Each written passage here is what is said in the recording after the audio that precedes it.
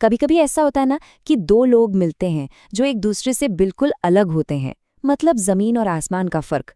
फिर भी वो एक ऐसे अटूट बंधन में बन जाते हैं जो सबको हैरान कर देता है। तो आज हम विहान और आराध्या की एक ऐसी ही दिल को छू लेने वाली कहानी को समझेंगे और जानेंगे कि कैसे सबसे खूबसूरत कहानियां कभी-कभी सबसे अलग किरदारों से ही बनती हैं। चलिए, सबसे पहले कहानी के इन दो मुख्य किरदारों से मिलते हैं।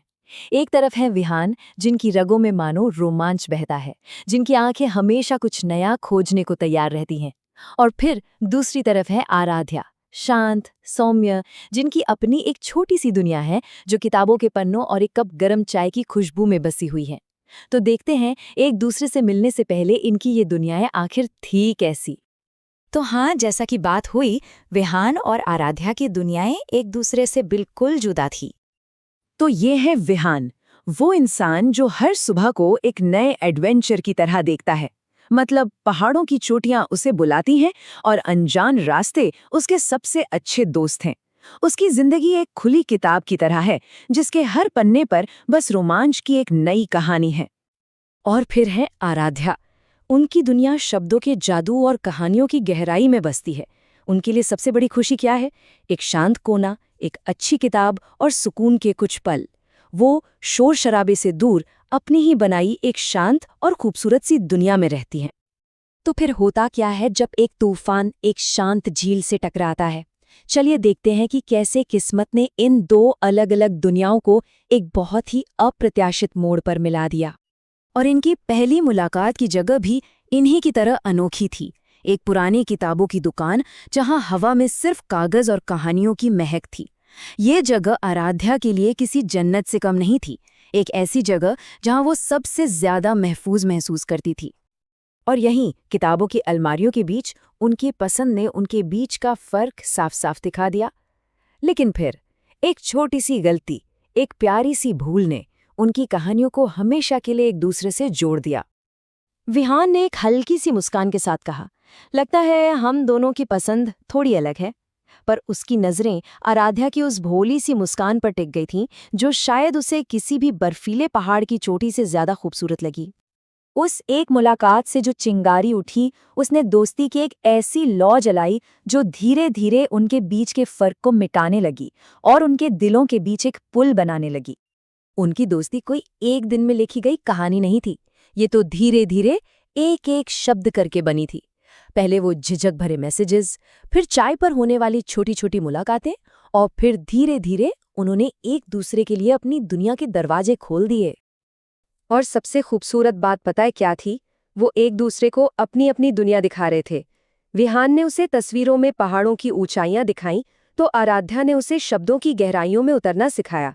एक ने रोमांच बांटा तो दूसरे ने सुकून। लेकिन ये दोस्ती प्यार में कब बदल जाती है? चलिए उस जादुई पल को समझते हैं जब उन्होंने एक दूसरे को बदलने की कोशिश करने के बजाय एक दूसरे को पूरा करना शुरू कर दिया। विहान के जुनून ने आराध्या को कुछ ऐसा करने के लिए हिम्मत दी जो उसने कभी सोचा भी नहीं था। वो अकेले पहाड़ों की यात्रा पर निकल गई और वहां की खामोशी में उसे सिर्फ खूबसूरत नज़ारे नहीं मिले, बल्कि खुद का एक नया साहसी रूप भी मिला। और ठीक वैसे ही आराध्या की शांति ने विहान की भागदौड़ भरी जिंदगी में एक ठहराव ला दिया। उसने एक तूफानी शाम में एक कविता लिखी और शायद पहली बार जिंदगी के शोर में भी उसे एक सुकून भरा संगीत सुनाई दिया। तो यहाँ सीखने वाली बात यह है कि वो एक दूसरे को बदल नहीं रहे थे। वो तो एक पजल के दो अलग अलग टुकड़ों की तरह थे, जो अकेले अधूरे थे, लेकिन साथ आने पर ही एक खूबसूरत तस्वीर को पूरा कर रहे थे। और जैसे जैसे उनका ये अनोखा बंधन गहरा होता गया, वो कहानी के एक ऐसे मोड़ पर आ पहुंचे जहां अनकही भावनाओं को शब्दों की जरूरत थी, जहां खामोशी को आवाज मिलनी थी। एक शाम जब बारिश की बूंदें खिड़की पर धीरे धीरे दस्तक दे रही थीं, माहौल में एक अजीब सा जादू था। ये वो पल था जब उनके दिल की बात जुबान पर आने वाली थी और उनकी कहानी को एक नया मोड़ मिलने वाला था। कोई बड़े बड़े वादे नहीं, कोई महंगे तोहफे नहीं, बस कुछ बहुत ही सीधे साधे शब्द जो सीधे आराध्या के दिल में उतर गए।